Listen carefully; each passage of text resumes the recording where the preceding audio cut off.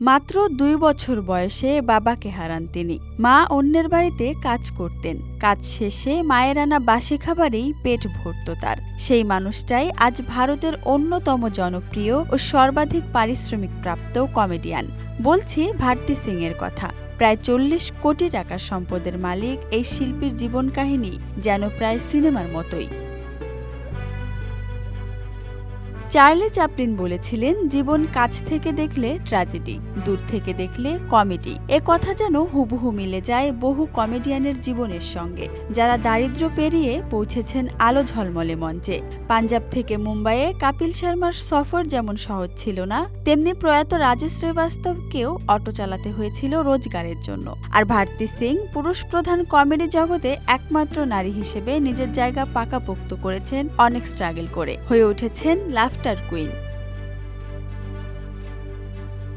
বাবাকে হারানোর পর জীবন বদলে গেল হঠাৎ। সংসারের দায়িত্ব এসে পড়ে মা ও বড় ২ ভাই বোনের উপর। এক সাক্ষাৎকারে ভারতী জানান, তার ভাই ও বোন পড়াশোনা ছেড়ে দিয়ে কম্বলের কারখানায় কাজ শুরু করেন, যেখানে তারা এমন ভারী কম্বল তৈরি করতেন যেগুলোর ওজন তারা নিজেরাও বইতে পারতেন না। ছোটবেলায় প্রচণ্ড অভাবের মধ্যে দিন কাটিয়েছেন তিনি। তার মা অন্যের বাড়িতে রান্নাবান্না সহ যাবতীয় কাজ করতেন। সেসব বাড়ি থেকে নেওয়া বাসি খাবারই ছিল তার দিনের আহার।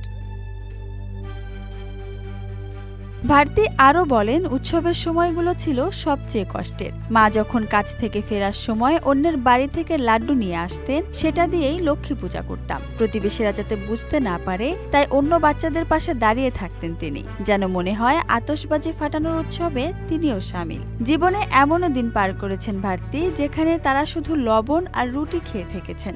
তিনি বলেন, আজ বাড়িতে ডাল, সবজি আর রুটি আছে, এটাই অনেক বড় পাওয়া।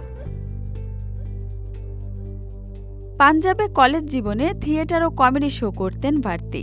সেখানেই একদিন তার প্রতিভা নজরে আসে সবার। এরপর কমেডি সার্কাসের অডিশনের ডাক পান তিনি। অমৃতসর থেকে অডিশন দিয়ে প্রথমবারের মতো বিমানে করে মায়ের সঙ্গে মুম্বাই আসেন। এরপর একে একে টেলিভিশনের জনপ্রিয় কমেডি শোগুলোতে অংশ নেন এবং লালি চরিত্রে ভারত জুড়ে পরিচিত হয়ে ওঠেন। শুধু কমেডি নয়, উপস্থাপনাতেও সফল ভারতী। ঝালাক দিখলা আজা সিজন 5-এ অংশগ্রহণের পর উপস্থাপনায় হাত পাকান ভারতী।